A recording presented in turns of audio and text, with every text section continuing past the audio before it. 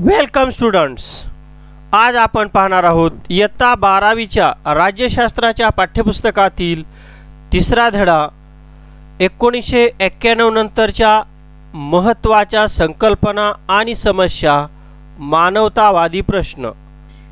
हा संपूर्ण पाठ आपण आजच्या एकाच लेक्चरमध्ये पूर्ण करणार आहोत, म्हणून विद्यार्थी मित्रांनो तुम्ही हा व्हिडिओ शेवटपर्यंत पहा।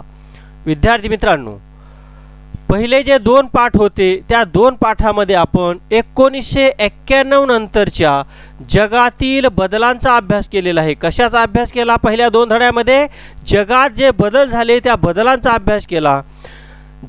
जागतिकीकरणाच्या प्रक्रियेमध्ये अनेक नव्या संकल्पना अस्तित्वात आलेल्या आपण पाहिल्या, तर जसे सहभागी राज्य, मानवी हक्काबाबत जागरूकता, बिगर राजकीय अभिकर्त्यांचे वाढते महत्त्व इत्यादी। आज पर्यावरण, गरिबी आणि विकास योजनांचे दृष्टिकोन, लिंगभावविषयक दृष्टिकोन हे मानवतावादी महत्त्वाचे प्रश्न झाले आहेत आणि या पाठामध्ये आपण या प्रश्नांचा विचार करून त्या प्रश्नांना भारताने कसे हाताळले आहे हे समजावून घेणार आहोत। आज आपण सुरुवातीला पाहूया पर्यावरण आणि शाश्वतता। बरं, तर मला सांगा पर्यावरण म्हणजे काय? पर्यावरण म्हणजे आपल्या अवतीभोवती असणारे वातावरण, आपण ज्यामुळे श्वास घेतो ती हवा, पृथ्वीचा बहुतांश भाग व्यापणारे पाणी, प्राणी इत्यादी। कशाला म्हणायचं पर्यावरण? पर्यावरण म्हणजे आपल्या अवतीभोवती असणारे वातावरण, आपण ज्यामुळे श्वास घेतो ती हवा, पृथ्वीचा बहुतांश भाग व्यापणारे पाणी, प्राणी इत्यादी, याला पर्यावरण असं म्हणतात। पर्यावरण म्हणजे ज्या वातावरणामध्ये माणूस, प्राणी आणि वनस्पती राहतात, नैसर्गिकदृष्ट्या आढळणाऱ्या सर्व सजीव आणि निर्जीव गोष्टी मिळून नैसर्गिक पर्यावरण बनत असते। याच्यामध्ये माती, हवा, पाणी, खडक, हवामान इत्यादींचा समावेश केला जातो। मानवनिर्मित पर्यावरण हा सुद्धा पर्यावरणाचाच भाग समजला जातो। म्हणजेच जसे भूप्रदेश ज्याचे परिवर्तन माणसाने शहरी भागामध्ये किंवा शेतीसाठी केलेले आहे, या सुद्धा गोष्टींचा समावेश पर्यावरणामध्ये केला जातो। नैसर्गिक पर्यावरणाचे रूपांतर मानवी पर्यावरणामध्ये केलेले आहे। बघा, नैसर्गिक पर्यावरणाचं रूपांतर मानवी पर्यावरणात केलेले आहे। आपल्याला परीक्षेत एका वाक्यात उत्तरे द्या असा प्रश्न येऊ शकतो। नैसर्गिक पर्यावरणाचे रूपांतर कशात केलेले आहे? तर त्याचं उत्तर आपल्याला देता येईल मानवी पर्यावरणामध्ये। 1972 साली स्टॉकहोम येथे संयुक्त राष्ट्रांच्या मानवी पर्यावरण विषयक परिषदेत पहिल्यांदाच आर्थिक विकास आणि पर्यावरणाचा ऱ्हास यांच्यातील संबंधांचा विचार आंतरराष्ट्रीय स्तरावर केला गेला। कधी? 1972 साली जेव्हा स्टॉकहोम या ठिकाणी संयुक्त राष्ट्रांच्या मानवी पर्यावरण विषयक परिषदेत पहिल्यांदाच आर्थिक विकास आणि पर्यावरणाचा ऱ्हास यांच्यातील संबंधांचा विचार आंतरराष्ट्रीय स्तरावर केला गेला। कधी? 1972ला पहिल्यांदाच। या परिषदेचा मुख्य हेतू मानवी पर्यावरणाचे संरक्षण। कोणत्या पर्यावरणाचे? मानवी पर्यावरण म्हणजेच कोणतं पर्यावरण आपण या ठिकाणी बघितलं? नैसर्गिक पर्यावरण। मानवी पर्यावरण म्हणजेच नैसर्गिक पर्यावरणाचे संरक्षण आणि त्यात सुधारणा घडवून आणण्यासाठी देशांना प्रोत्साहन देणे आणि मार्गदर्शन करणे, असा याचा सुरुवातीचा मुख्य हेतू होता। 1983 साली संयुक्त राष्ट्राने जागतिक पर्यावरण आणि विकास आयोगाची, कधी? 1983 साली संयुक्त राष्ट्राने जागतिक पर्यावरण आणि विकास आयोगाची काय केली? स्थापना केली। कुणी केली? बघा, कुणी केली? 1983 साली संयुक्त राष्ट्राने जागतिक पर्यावरण आणि विकास आयोगाची स्थापना केली। ब्रंटलँड कमिशन या आयोगाने 1987 साली आपला अहवाल सादर केला। या अहवालामध्ये केवळ आर्थिक वाढीचा नाही तर शाश्वत विकासाचा पर्यायी दृष्टिकोन मांडण्यात आला।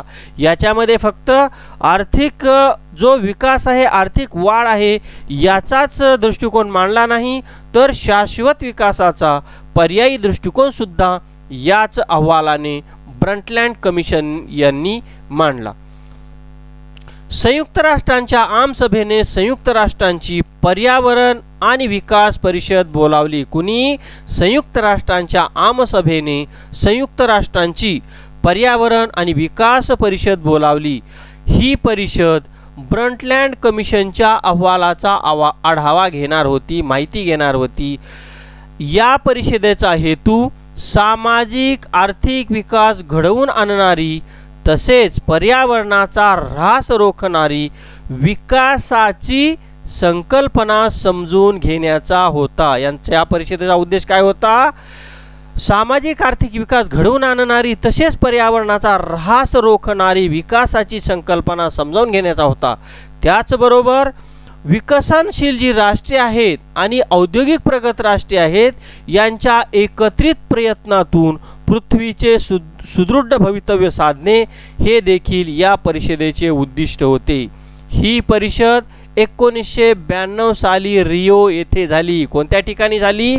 1992 साली रिओ येथे झाली। कोणती? संयुक्त राष्ट्राच्या आमसभेने संयुक्त राष्ट्राची पर्यावरण आणि विकास परिषद बोलावली होती। ती परिषद 1992 साली रिओ येथे झाली। त्याची उद्दिष्ट आपण एवढ्या भागामध्ये पाहिलेली आहेत। आता त्याच्यानंतरचा महत्त्वाचा मुद्दा आहे रिओ दे जेनेरिओ अर्थ समिट। यालाच काय म्हणतात? रिओ समिट 1992 रिओ कॉन्फरन्स किंवा अर्थ समिट अशी या परिषदेची विविध नावे आहेत। बघा, हे लक्षात ठेवा, रिओ परिषदेची विविध नावे कोणती, ही परिषद कधी झाली, ही परिषद कोठे झाली, ह्या गोष्टी या ठिकाणी आपल्याला लक्षात ठेवणं महत्त्वाचं आहे। या परिषदेने विकासासाठी आंतरराष्ट्रीय सहकार्य निर्माण करण्याचा तसेच पर्यावरण आणि विकासाचा एकत्रितपणे विचार करण्यासाठी जनजागृती करण्याचा प्रयत्न केला। शासन, उद्योग आणि स्वयंसेवी संस्थांचे नेते 2002 साली जोहान्सबर्ग येथे अर्थ समिटसाठी एकत्र आले। राष्ट्रीय, प्रादेशिक आणि आंतरराष्ट्रीय पातळीवरील संस्थांसाठी शाश्वत विकास हे सर्वात महत्त्वाचे ध्येय आहे हे ठरले। 2012 मध्ये रिओ येथे संयुक्त राष्ट्रांची शाश्वत विकासासंदर्भात पुन्हा एकदा परिषद घेतली गेली। पहिली परिषद कधी घेतली? 1992 ला।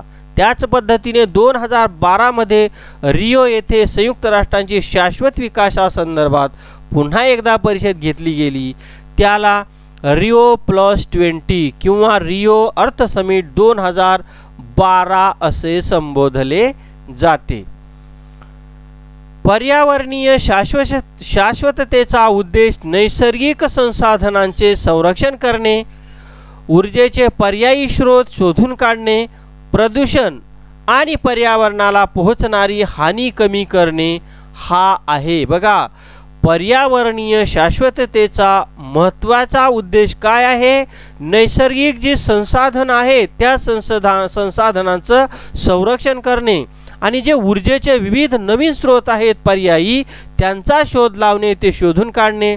त्याच पद्धतीने पर्यावरण आणि पर्यावरणाला हानी पोहोचणारी हानी ही कमी करणे हा याचा महत्त्वाचा उद्देश आहे।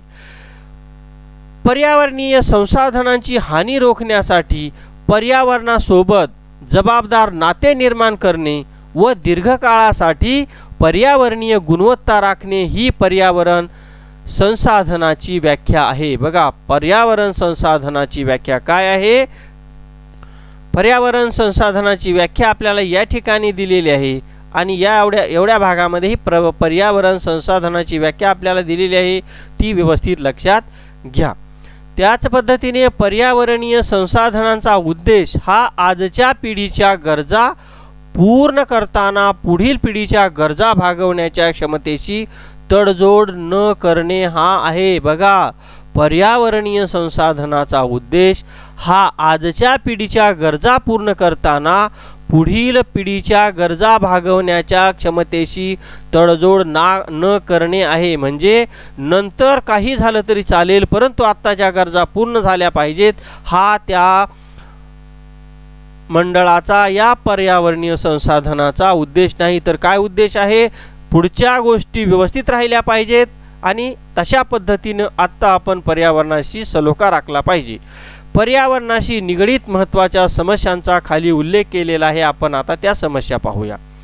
हवामान बदल। हवामान बदल ही पर्यावरणाशी निगडीत महत्त्वाची समस्या आहे। हवामान बदलाचे प्रमुख कारण हरितगृह वायूचे उत्सर्जन हे आहे। याच्यामुळे दुष्काळ, वणवे, उष्णतेच्या लाटा आणि पूर यासारख्या तीव्र वातावरणीय समस्या उद्भवतात। दुसरी पर्यावरणाची समस्या आहे, पर्यावरणाशी निगडीत समस्या आहे प्रदूषण। हवेचे प्रदूषण आणि हवामान बदल यांच्यात निकटचा संबंध आहे। हरितगृह वायूमुळे पृथ्वीची उष्णता तर वाढतेच, त्याच्याशिवाय महानगरामध्ये दाट धुक्यासारखे प्रदूषण वाढून लोकांच्या आरोग्यास हानी पोहोचते। त्याच्यानंतर पर्यावरणाशी निगडीत पुढची समस्या आहे जंगलतोड, डिफॉरेस्टेशन। जंगले कार्बन डायऑक्साईड शोषून घेतात, जो एरवी पर्यावरणात मिसळून जागतिक तापमान वाढीत भर घालतो। जंगलतोड झाल्यामुळे जंगलावर अवलंबून असणारे प्राणी आणि मानवाच्या रोजच्या जगण्याचा प्रश्न निर्माण होऊ शकतो। याच्यानंतरची पर्यावरणाची निगडीत असलेली समस्या आहे पाण्याची कमतरता। लोकसंख्या वाढ आणि हवामान बदलामुळे निर्माण होणारी दुष्काळी परिस्थिती यामुळे पाण्याची कमतरता हा आज मोठा प्रश्न निर्माण झाला आहे। स्वच्छ आणि सुरक्षित पाणी मिळवणे ही लोकांसमोरील मोठी समस्या आहे। त्याच्यानंतर पर्यावरणाशी संबंधित पुढची समस्या आहे जैवविविधतेचा ऱ्हास। जैवविविधतेच्या ऱ्हासामुळे अन्न सुरक्षेचा आणि लोकांच्या आरोग्याचा प्रश्न उभा राहतो। हवामान बदल हेही जैवविविधतेच्या ऱ्हासाचे प्रमुख कारण आहे। बघा या ठिकाणी या चित्रामध्ये आपल्याला कसं भरमसाठ प्रदूषण या वाहनांच्या माध्यमातून होत आहे ते दाखवलेलं आहे। या चित्रामध्ये आपल्याला जंगलतोड कशी मोठ्या प्रमाणात केली जाते, मोठमोठ्या झाडांची ते आपल्याला दिसत आहे। भारताच्या पर्यावरण आणि जंगल विषयक धोरणांचे नियोजन, प्रोत्साहन, समन्वय आणि कार्यक्रमांची अंमलबजावणी करण्याची जबाबदारी पर्यावरण, वने आणि हवामान बदल मंत्रालयाकडे सोपवलेली आहे।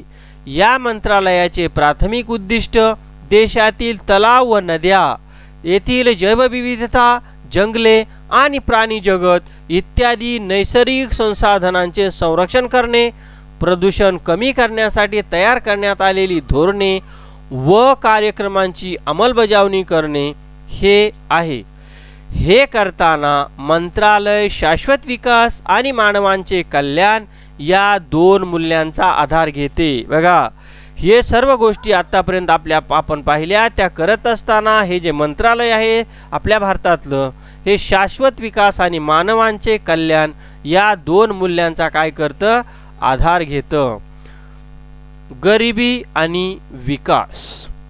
बघा गरिबी म्हणजे काय, गरिबीचा विकासाशी संबंध काय, गरिबी आणि विकास यांच्यातील संबंध समजून घेण्यासाठी आपल्याला कोणकोणत्या विविध दृष्टिकोनांची मदत होते या भागात वरील नमूद केलेल्या मुद्द्यांची सविस्तर चर्चा या ठिकाणी करण्यात आलेली आहे।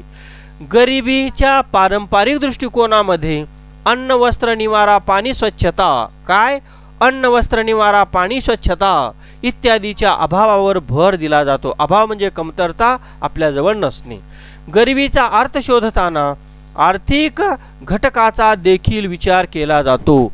म्हणूनच गरिबी म्हणजे एखाद्या व्यक्तीची, कुटुंबाची किंवा समाजाची अशी परिस्थिती जिथे लोकांना स्वतःच्या मूलभूत गरजा भागवणे शक्य नसते किंवा कठीण असते। बघा गरिबीची काय व्याख्या केली या ठिकाणी, गरिबी म्हणजे एखाद्या व्यक्तीची, कुटुंबाची किंवा समाजाची अशी परिस्थिती जिथे लोकांना स्वतःच्या मूलभूत गरजा कोणकोणत्या, अन्न, वस्त्र, निवारा, पाणी, स्वच्छता या भागवणे सुद्धा शक्य नसते किंवा कठीण असते। या परिस्थितीला गरिबी असं संबोधलं जातं। ही जी संकल्पना आहे गरिबीची ही संकल्पना व्यक्तीच्या उत्पन्नावर लक्ष केंद्रित करते. म्हणजे गरिबी आणि व्यक्तीचं उत्पन्न या दोन गोष्टी एका परस्परावर अवलंबून आहेत. उत्पन्नाच्या आधारावर त्या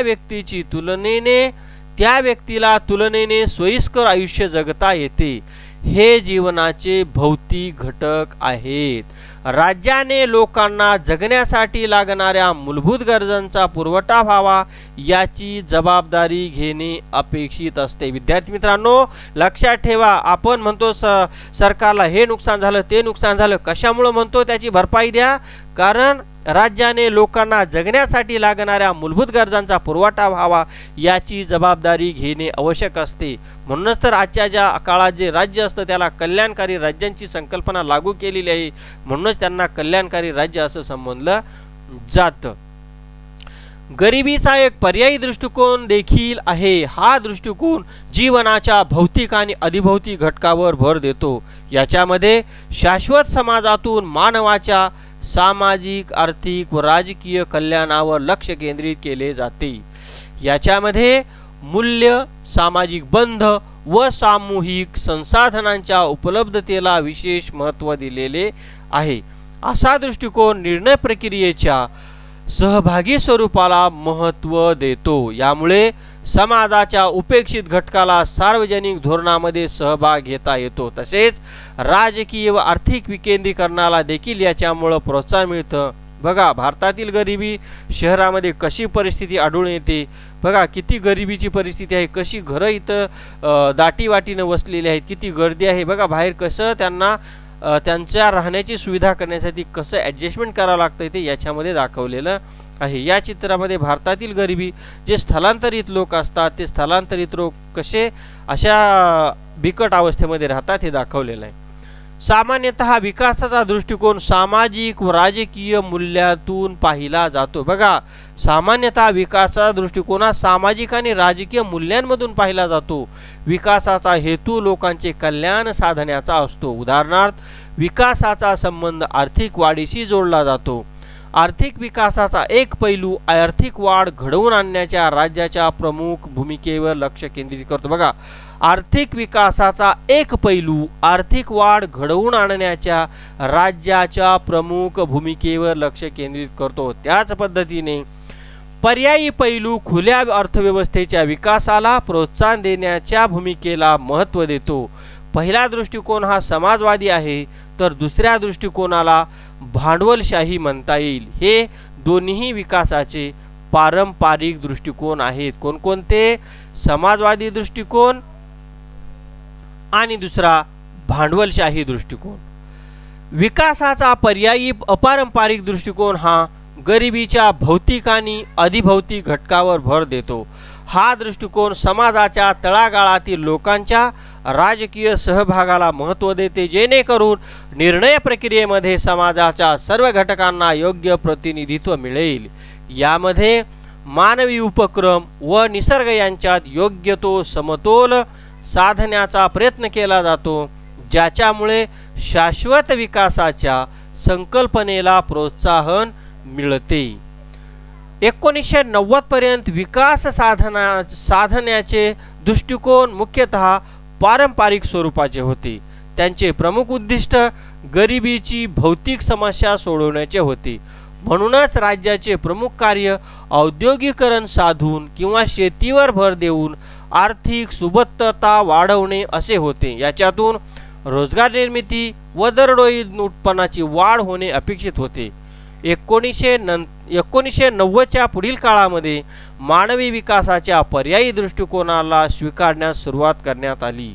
त्याच्यानुसार सध्याच्या काळात विकासाची संकल्पना समता, सहभाग, सबलीकरण तसेच शाश्वतता या तत्वाला महत्त्व देते. संयुक्त राष्ट्रांच्या आर्थिक व सामाजिक परिषदेने इकॉनॉमिक अँड सोशल काउन्सिल गरिबीची व्याख्या पुढील प्रमाणे दिलेली आहे. काय दिलेली आहे?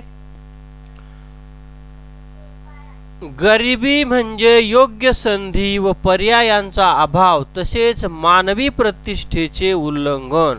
याचाच अर्थ समाजामध्ये प्रभावीपणे भाग घेण्याच्या क्षमतेचा अभाव, कुटुंबाच्या अन्न व वस्त्र या मूलभूत गरजा पुरवण्या इतक्या संपत्तीचा अभाव, शाळा किंवा दवाखाना नसणे, अन्न उत्पादनासाठी पुरेशी जमीन नसणे, रोजगार नसणे, तसेच कर्ज मिळण्या इतकी पत नसणे, याचबरोबर गरिबी म्हणजे व्यक्तीची, कुटुंबाची तसेच समाजाची असुरक्षितता आणि दुर्बलता होय।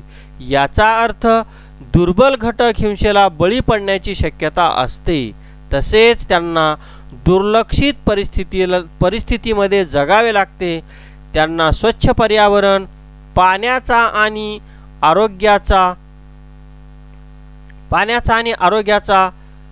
अभाव सहन करावा लागतो। संयुक्त राष्ट्रांच्या आर्थिक व सामाजिक परिषदेने असा युक्तिवाद केला आहे की गरिबी निर्मूलनासाठी शासन तसेच समाजातील इतर घटकांचा संपूर्ण सहभाग असणे गरजेचे आहे। हे सहकार्य प्रत्येक राष्ट्राच्या तसेच स्थानिक भागाच्या परिस्थितीचा आढावा घेऊन तेथील गरिबांच्या गरजा लक्षात घेऊन करणे आवश्यक आहे। लोकशाहीकरण आणि मानवी हक्कांचे संरक्षण हे सुशासनाचे मूलभूत घटक गरिबी दूर करण्यासाठी आवश्यक आहेत। बरं बघा, संयुक्त राष्ट्र गरिबी या संकल्पनेकडे कसे पाहते? गरिबी म्हणजे शाश्वत जीवनासाठी मिळकतीचा व उत्पादक साधनांचा अभाव, या पलीकडे जाऊन उपासमार, कुपोषण, शिक्षणाचा अभाव, इतर मूलभूत सेवांची कमतरता, सामाजिक भेदभाव, निर्णय प्रक्रियेतील सहभाग नसणे असाही होतो। विद्यार्थी मित्रांनो, तुम्हाला माहीत आहे का, संयुक्त राष्ट्रांच्या आमसभेने 2007 साली एक ठराव मंजूर करून संयुक्त राष्ट्र दारिद्र्य निर्मूलनाच्या दुसऱ्या दशकाची घोषणा केली 2008 ते 2017। या ठरावानुसार दारिद्र्य निर्मूलन हे जगासमोर असणारे सर्वात मोठे जागतिक आव्हान आहे। शाश्वत विकास घडवून आणणे विशेषतः विकसनशील राष्ट्रांना खूप गरजेचे आहे। पहिल्या संयुक्त राष्ट्राच्या दारिद्र्य निर्मूलन दशकाच्या परिणाम स्वरूपी राष्ट्रीय, प्रादेशिक तसेच आंतरराष्ट्रीय स्तरावर गरिबी दूर करण्याचे प्रयत्न झालेले आपल्याला दिसून येतात। बघा, भारतातील आधुनिकीकरणाची हे आपल्याला प्रतीकं पाहायला मिळतात। या ठिकाणी बघा, इथं कारखाना, फॅक्टरी मोठ्या प्रमाणात उत्पादन करते आहे। इथं धरणं बांधून शेतीला पाणी पुरवठा करण्याचं काम केलं जातं। आता आपण भारतातील गरिबी आणि विकास हा मुद्दा अभ्यासूया। भारताच्या राष्ट्रीय धोरणाने नेहमी राजकीय स्वातंत्र्याला आर्थिक स्वातंत्र्याशी जोडले आहे। याचा अर्थ राष्ट्रीय सार्वभौमत्वाशी तडजोड न करता आपली धोरणे राबवण्याचे स्वातंत्र्य होय। भारताच्या विकास प्रक्रियेचे 3 महत्त्वाचे पैलू राहिले आहेत। त्याच्यातला पहिला पैलू आहे भारतीय विकास प्रक्रियेचा पहिला महत्त्वाचा पैलू आहे अर्थव्यवस्थेचे आधुनिकीकरण। भारताच्या आर्थिक व्यवस्थेचे आधुनिकीकरण म्हणजे औद्योगिकरण होय। औद्योगिकरणामुळे रोजगार निर्मिती होईल आणि उत्पादकता वाढेल अशी अपेक्षा होती। बघा, औद्योगिकरणाची काय अपेक्षा होती? याच्यामुळे रोजगार निर्मिती होईल आणि उत्पादकता वाढेल। लघु उद्योगांपेक्षा मोठ्या प्रमाणावरील उद्योगावर तसेच उत्पादनावर भर देण्यात आला। यामुळे कामगारांच्या वाढत्या संख्येला रोजगार उपलब्ध होणार होता। पंडित नेहरूंच्या कार्यकाळात कृषी क्षेत्राऐवजी औद्योगिकरणाला महत्त्व देण्यात आले। जमीन सुधारणा व जलसिंचन ही कृषी क्षेत्रातील प्रगतीची साधने म्हणून पाहण्यात आली, पाहिलं गेलं त्याच्याकडं। भारताचा जो विकास प्रक्रियेचा पैलू आहे त्यातला दुसरा महत्त्वाचा पैलू आहे आत्मनिर्भरता। भारताच्या राष्ट्रीय चळवळीचा संबंध आत्मनिर्भरता या संकल्पनेशी जोडण्यात आला। आत्मनिर्भरतेचा एक पैलू म्हणजे भारताचे आयात पर्यायी धोरण। यामध्ये भारताचे स्वदेशी कारखाने, उद्योग विकसित करण्यावर भर दिला गेला। भारताने इतर राष्ट्रांकडून आर्थिक मदत घेतली, ती प्रामुख्याने सामाजिक क्षेत्रातील उद्योगासाठी वापरण्यात आली। आता आपण पाहिला आत्मनिर्भरता हा भारताच्या विकास प्रक्रियेचा दुसरा पैलू होता. आता भारताची जी विकास प्रक्रिया आहे या विकास प्रक्रियेचा तिसरा महत्त्वाचा पैलू पाहूया आणि तो आहे समाजाची समता व सामाजिक न्याय असणारी समाजवादी पद्धती. हा आहे भारतीय विकास प्रक्रियेचा तिसरा पैलू. भारताने विकासासाठी काय केलेलं आहे, नियोजनाचा दृष्टिकोन स्वीकारला. त्यासाठी नियोजन आयोगाची म्हणजेच प्लॅनिंग कमिशनची निर्मिती करण्यात आली. या नियोजन आयोगाने देशाच्या विकासासाठी पंचवार्षिक योजना तयार करणे अपेक्षित होते. खाजगी क्षेत्राऐवजी सार्वजनिक क्षेत्रातील उद्योगाला महत्त्व देण्यात आले. भारताची समाजवादी संकल्पना कल्याणकारी राज्याला प्रोत्साहन देणे तसेच रोजगार निर्मिती करण्यावर आधारित आहे. भारताच्या दारिद्र्य निर्मूलनासाठी हा मार्ग स्वीकारण्यात आला. 1960 ते 70च्या दशकामध्ये काही बदल घडले. 1960च्या दशकात शेती विकासावर लक्ष केंद्रित केले आणि याच काळामध्ये भारतामध्ये हरित क्रांती घडून आली. कधी? 1960 ते 70च्या दशकामध्ये. आपण नियोजन आयोग काय आहे हे पण या ठिकाणी आपण पाहूया. मार्च 1950 मध्ये भारत सरकारने लोकांचे राहणीमान सुधारण्यासाठी तसेच विकास घडवून आणण्यासाठी नियोजन आयोगाची स्थापना केली. या आयोगाचे उद्दिष्ट म्हणजे भारताच्या संसाधनाचे परिणामकारक आणि संतुलित वापरासाठी नियोजन करणे हे होते. हे महत्त्वाचं उद्दिष्ट या नियोजन आयोगाचं होतं. 1 जानेवारी 2015ला नियोजन आयोगाची जागा नीती आयोगाने घेतलेली आहे. National institution for transforming India अशी आता त्याची निर्मिती करण्यात आली आहे. त्याचं नामकरण करण्यात आले आहे. नीती आयोगाचे कार्य म्हणजे भारत सरकारचा विचार गट म्हणून काम करणे व सरकारला दिशादर्शक आणि धोरणात्मक सल्ले देणे असा आहे. बघा विद्यार्थी मित्रांनो, आपण या ठिकाणी काय केलं, भारताच्या विकास प्रक्रियेचे जे 3 महत्त्वाचे पैलू आहेत ते बघितलं आणि नियोजन आयोग हे काय आहे, त्याची निर्मिती कधी झाली, त्याचं कार्य काय, त्याचं उद्दिष्ट काय आणि नियोजन आयोगाची जागा आता नीती आयोगाने 1 जानेवारी 2015 पासून घेतलेली आहे हे पण आपण पाहिलं. आता याच्यानंतर आपण पाहणार आहोत हरित क्रांती म्हणजे जास्त उत्पन्न देणाऱ्या जातींच्या बियाण्यांचा विकास, कृत्रिम खतांचे व कीटकनाशकांचे वितरण तसेच सिंचनाच्या पद्धतीचा विस्तार. ही क्रांती 1960च्या दशकात घडली. तिचे उद्दिष्ट कृषी उत्पादनात वाढ करून भारताला अन्नधान्यात स्वयंपूर्ण करणे असे होते. बघा हरित क्रांती या ठिकाणी कसं पीक हिरवंगार डोलतंय ते दाखवलेलं आहे. 1980च्या दशकात भारताला आर्थिक संकटाला सामोरे जावे लागले. भारताचे सार्वजनिक क्षेत्र चांगली कामगिरी करू शकत नव्हते. दारिद्र्य निर्मूलन व समाज कल्याणासाठीचे उपक्रम फलदायी ठरत नव्हते. भारतीय राज्यघटनेच्या पंचायत राज घटना दुरुस्तीमुळे निर्णय प्रक्रियेचे विकेंद्रीकरण झाले, पण ते देखील फार यशस्वी झाले नाही. भारताला या आर्थिक अडचणीमुळे आंतरराष्ट्रीय नाणेनिधीकडून, त्यालाच इंग्लिशमध्ये इंटरनॅशनल मॉनिटरी फंड असं म्हणतात, यांच्याकडून कर्ज घ्यावं लागलं. कर्ज घेणं भाग पडलं. भारताचे नेहमीच आर्थिक वाढ व लोकांची जीवनशैली यांच्यातील संबंध भारताने नेहमीच समजून घेतलेला आहे. कशाचा काय समजून घेतलेला आहे भारताने? आर्थिक वाढ व लोकांची जीवनशैली यांच्यातील संबंध समजून घेतला आहे भारताने नेहमीच. त्याचबरोबर आर्थिक विकासाच्या जोडीने सामाजिक न्याय साधण्याच्या ध्येयाला सुद्धा महत्त्व दिलेले आहे. गरिबी निर्मूलन आणि विकासासाठी सामाजिक न्याय व समतेवर आधारित विकास हे भारताचे धोरण राहिलेले आहे. भारत सरकारने गरिबांच्या मदतीसाठी तसेच समग्र विकास घडवून आणण्यासाठी वेळोवेळी विविध कार्यक्रम योजलेले आहेत. कशासाठी भारताने नेहमी विविध कार्यक्रम योजले? गरिबांना मदत करण्यासाठी तसेच समग्र विकास घडवून आणण्यासाठी विविध कार्यक्रमांची योजना भारत सरकारने केलेली आपल्याला आढळून येते. भारताच्या विकास धोरण काळानुसार बदलत गेले आहे. भारताचं जे विकासाचं धोरण आहे नेहमी काळानुसार बदलत गेलं. जागतिक अर्थव्यवस्थेचा बदलांचा तसेच वाढत्या आर्थिक सत्तेचा प्रभाव भारताच्या विकास धोरणावर पडलेला आहे. विकास नियोजनाच्या सुरुवातीच्या टप्प्यामध्ये सार्वजनिक क्षेत्र उद्योगांच्या माध्यमातून सरकारची भूमिका महत्त्वाची होती, परंतु 1980च्या दशकामध्ये हे धोरण बदललं. या काळामध्ये विकासाच्या धोरणातील काही त्रुटी भरून काढण्यासाठी काही बदल 1980च्या दशकामध्ये केले गेले. 1991च्या पुढील काळामध्ये आर्थिक सुधारणांच्या कार्यक्रमांची सुरुवात झाली. कधी झाली? 1991च्या पुढील काळात आर्थिक सुधारणांच्या कार्यक्रमांची सुरुवात झाली.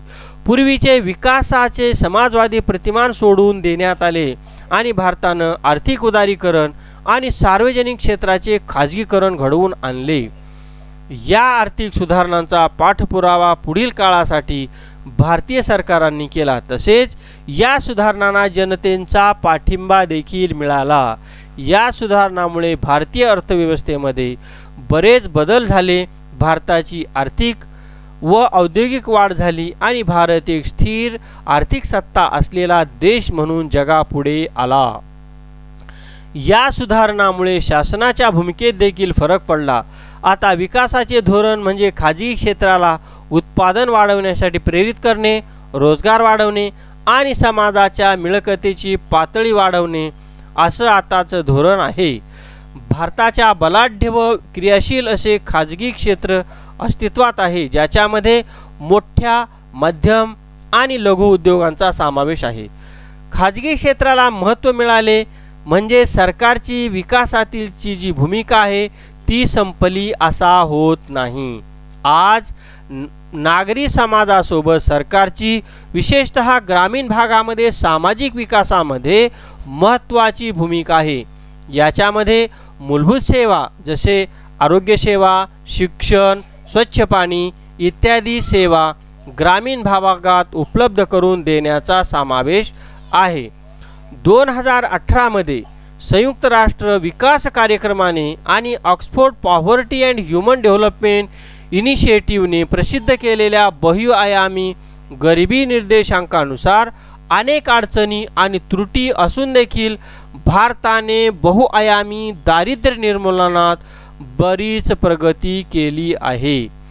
या अहवालानुसार भारतामध्ये गरिबीचे प्रमाण 2005-06 आणि 2015-16 दरम्यान अर्ध्यावर आले आहे. ते 54.7% पासून 27.5% खाली आले आहे. तरीही भारताच्या काही प्रदेशामध्ये भीषण गरिबी असलेली आपल्याला दिसून येते.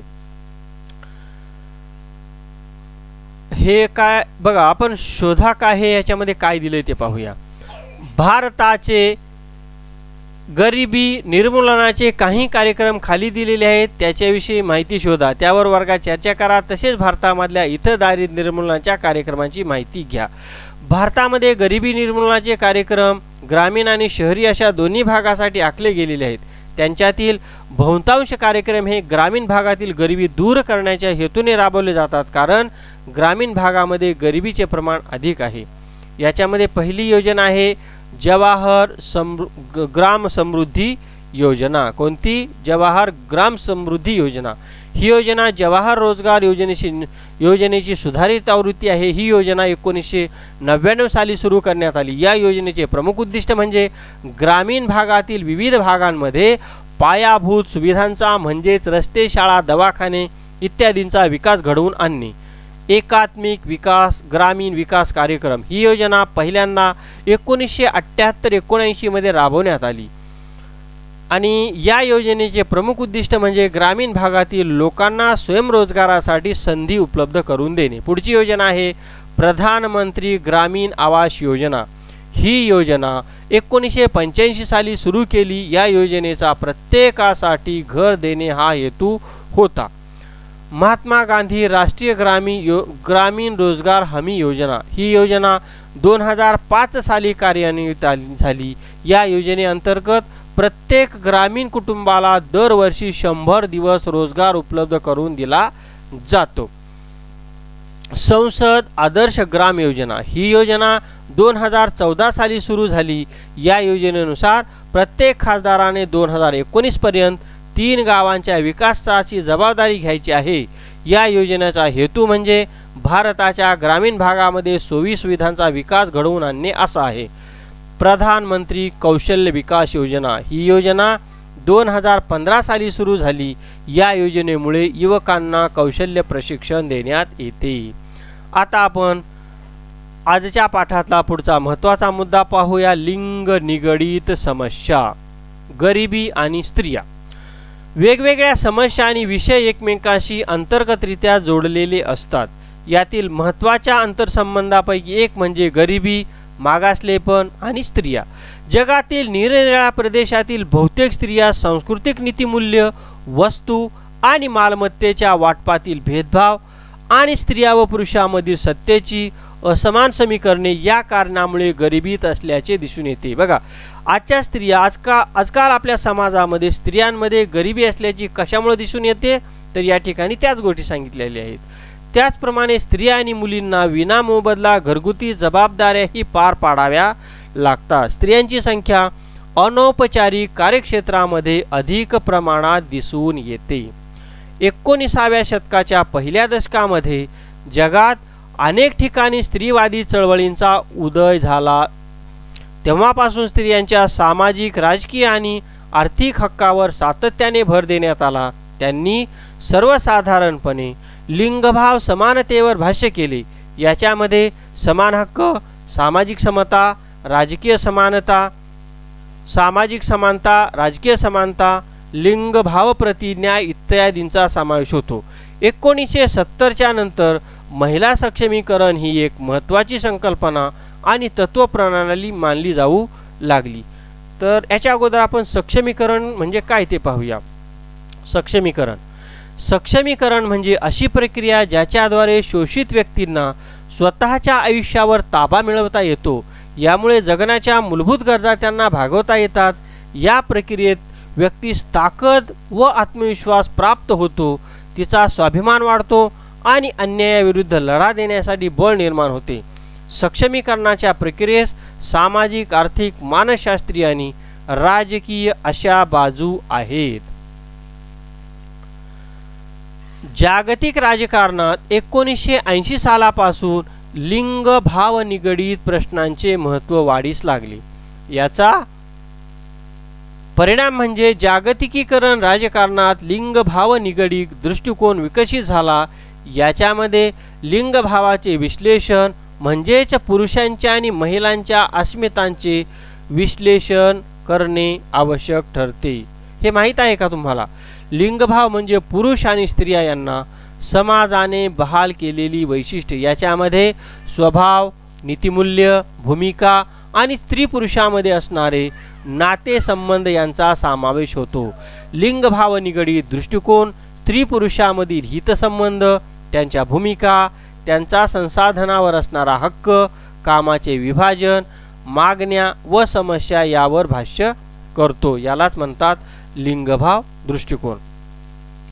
स्त्रिया आणि पुरुषांचा जगाकडे पाहण्याचा दृष्टिकोन परस्परापासून भिन्न असतो हे लिंगभाव निगडित दृष्टिकोनाचे गृहीतक आहे। ही भिन्नता या गटांना असलेल्या विभिन्न सामाजिक आणि ऐतिहासिक अनुभवामुळे येते। महिलांच्या यापूर्वी डावलल्या गेलेल्या योगदानास लिंगभाव निगडित दृष्टिकोनामुळे मान्यता मिळण्यास सुरुवात झाली। महिलांच्या वेगवेगळ्या अदृश्य कार्यभागांचे विश्लेषण होऊ लागले, जसे घरगुती कामगार, स्थलांतरित कामगार, मुत्सद्यांच्या पत्नींचे योगदान इत्यादी। त्याचसोबत या दृष्टिकोनामुळे संपूर्ण जगातील महिलांच्या समस्यावर लक्ष केंद्रित केले गेले। लिंगभाव असमानता ही व्यापक समस्या आहे। याची कारणे म्हणजे महिलांसाठी चांगल्या रोजगार संधीचा अभाव आणि स्त्री पुरुषामध्ये असलेली वेतनाची असमानता। जगामध्ये जवळपास सगळीकडे महिला आणि बालिकांना रोजच्या जगण्यात चांगले शिक्षण आणि आरोग्य सुविधा नाकारल्या जातात। त्याचप्रमाणे आर्थिक आणि राजकीय निर्णय प्रक्रियेमध्ये त्यांचे प्रतिनिधित्व पुरेसे नसते। त्यांना हिंसा व लिंगभेद व भेदभावासही सामोरे जावे लागते. कशा सामोरे जावे लागते? हिंसा आणि भेदभाव. सन 1976 मध्ये संयुक्त राष्ट्रांचे स्त्रियांसाठीचे दशक सुरू झाले. जगात सर्व स्त्रियांना समान हक्क आणि संधी यांना प्रोत्साहन मिळावे हा या कार्यक्रमाचा हेतू होता. या कार्यक्रमाने स्त्रियांचे प्रश्न विकासाच्या प्रश्नांशी जोडण्याचा देखील प्रयत्न केला गेला. शिक्षण, आरोग्य, कामाच्या जागा, जमिनीची मालकी आणि मानवी हक्क याबाबत स्त्रियांना जाणवणारी असमानता यावर लक्ष केंद्रित केले गेले. भारतातील महिलांची स्थिती. लिंगभाव समानतेचे तत्व भारताच्या संविधानामधील उद्देशिका, मूलभूत तत्वे, मूलभूत कर्तव्ये आणि मार्गदर्शक तत्वामध्ये समाविष्ट केलेले आहे. भारताचे संविधान महिलांना समानतेचे तत्व केवळ मूलभूत हक्क म्हणून बहाल करत नाही, तर शासनाला त्यावर आधारित सकारात्मक कृती करण्याची परवानगी देखील देते. असे असून सुद्धा महिलांना सातत्याने भेदभावाला सामोरे जावे लागते. भारतातील महिलांपुढील काही समस्या या ठिकाणी दिलेल्या आहेत. पहिली समस्या आहे आर्थिक असमानता. भारतातील सगळ्यात मोठ्या समस्यांपैकी एक म्हणजे स्त्री पुरुषांमधील वेतनातील दरी. त्याचबरोबर श्रमिकांच्या बाजारपेठेतील महिलांची टक्केवारी 28.2% इतकी कमी आहे, तर तुलनेने पुरुष 78.8 इतके आहेत. दुसरी समस्या आहे तस्करी आणि शोषण.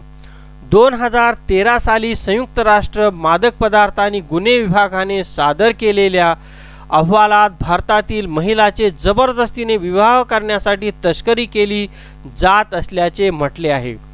यात पुढे असे नमूद केले आहे की त्यांचे बहुतेक वेळा शोषण केले जाते, त्यांचे मूलभूत हक्क डावलले जातात, त्यांना मोलकरीण म्हणून राबवून घेण्यात येते आणि कालांतराने परित्यक्त केले जाते.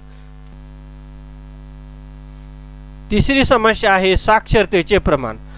भारतातील महिलांचे साक्षरतेचे प्रमाण पुरुषांच्या तुलनेत कमी आहे. 2011च्या जनगणनेच्या अहवालानुसार पुरुषांमधील साक्षरतेचे प्रमाण 82.14% आहे, तर महिलांमधील साक्षरतेचे प्रमाण हे 65.46% इतकेच आहे. चौथी समस्या आहे राजकीय प्रतिनिधित्व. भारताला स्वातंत्र्य मिळाल्यापासून संसदेत आणि राज्यांमधील विधानमंडळामध्ये महिलांचे असलेले अत्यल्प प्रमाण ही सुद्धा एक समस्याच राहिलेली आहे. भारतामध्ये लोकशाही कायदे आणि विकासात्मक धोरणांच्या परिघात वेगवेगळ्या क्षेत्रामध्ये महिलांच्या प्रगतीसाठी धोरणे आणि कार्यक्रम आखण्यात आले आहेत. 1953 साली केंद्रीय सामाजिक कल्याण मंडळाची CSWB ची स्थापना केली गेली. याचा उद्देश कुटुंब, महिला आणि बालकांसाठी कल्याणकारी योजना राबविणे हा होता. भारतात महिलांच्या समस्याकडे पाहण्याचा सर्वसाधारण जो दृष्टिकोन आहे, हा दृष्टिकोन कल्याणकारी दृष्टिकोन आहे. याचा मूळ उद्देश हा महिला मंडळे स्थापन करून महिलांचा विकास साधणे, धोकादायक कामापासून महिलांना संरक्षण देणे, गर्भवती स्त्री आणि बालकांसाठी आरोग्य सुविधा निर्माण करून देणे इत्यादी होता. 1960च्या दशकापासून कल्याणकारी योजना म्हणून शिक्षणावर भर देण्यात आला. आरोग्यविषयक कार्यक्रमांचा भर मातृत्व आणि बालकांसाठी आरोग्य सुविधा, आरोग्य शिक्षण व पोषण, कुटुंब नियोजन असा होता. 1970च्या दशकापासून महिला संदर्भातील कल्याणकारी दृष्टिकोनातून बदल घडून विकासावर भर देण्यात येऊ लागला. 1970चे दशक हे संयुक्त राष्ट्रांचे महिलांसाठीचे दशक होते. भारतातील महिलांची स्थिती अभ्यासण्यासाठी एक समिती नियुक्त करण्यात आली. त्या समितीने दिलेल्या अहवालात भारतातील बदलत्या सामाजिक आणि आर्थिक परिस्थितीत महिलांचे हक्क आणि स्थिती यावर भाष्य केले गेले आहे. या अहवालाचे शीर्षक टुवर्ड्स इक्वॅलिटी असे आहे. 1980 साली महिलांच्या संदर्भातील दृष्टिकोनात आणखी बदल घडून आला. आता त्याच्यामध्ये आरोग्य, शिक्षण आणि रोजगार याच्यावर भर देण्यात आला. 1990च्या दशकात विकासाची जागा सक्षमीकरणाने घेतली. शासनाला विकासाचे फायदे महिलांनाही करून द्यायचे होते. त्यासाठी नियोजन आणि अंमलबजावणीमध्ये महिलांचा सहभाग महत्त्वाचा मानला जाऊ लागला. 1990 मध्ये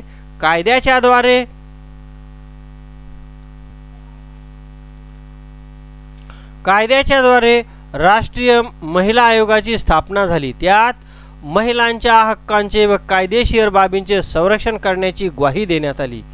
भारताच्या संविधानातील 73व्या व 74व्या घटनादुरुस्तीमुळे, जी घटनादुरुस्ती 1993 मध्ये झाली, पंचायत समिती आणि नगरपालिकामध्ये महिलांना आरक्षण देण्यात आले. त्याच्यामुळे स्थानिक पातळीवरील निर्णय प्रक्रियेत महिलांचा सहभाग वाढण्यास मदत झाली.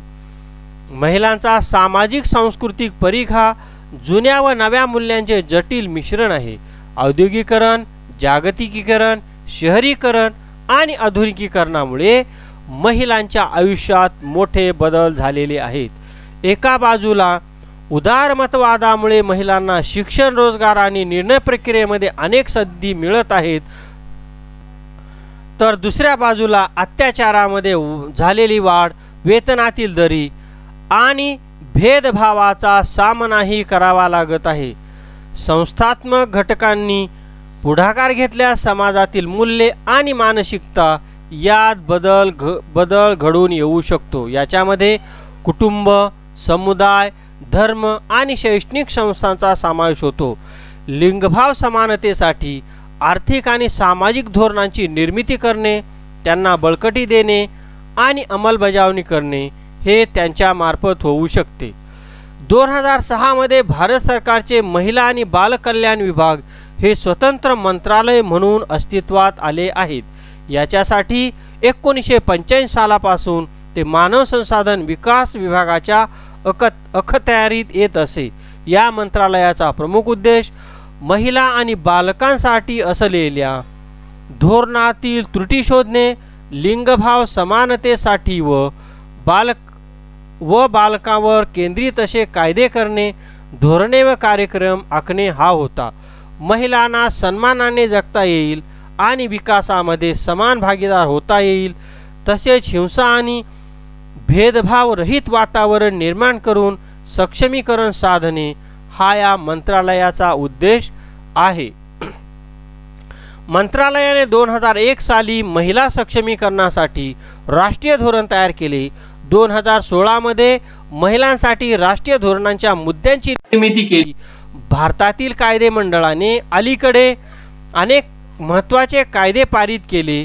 त्यातील कामाच्या ठिकाणी स्त्रियांचा लैंगिक छळ हे विधेयक, प्रतिबंधात्मक व निवारण 2013, घरगुती हिंसाचार प्रतिबंधक कायदा 2005, मुस्लिम महिला लग्नासंदर्भात हक्कांचे संरक्षण कायदा 2019 हे काही महत्त्वाचे कायदे आहेत. 1990 सालापासून ज्या 3 महत्त्वाच्या मानवतावादी समस्यांचा आपण या पाठामध्ये अभ्यास केला, या समस्या जागतिक आहेत, कारण त्या जगात कुठेही उद्भवू शकतात. या समस्यावर उपाय शोधण्यास भारत सरकारने काय पावले उचलली आहेत हे आपण पाहिले. पुढच्या पाठामध्ये आपण शांतता, स्थैर्य आणि विकास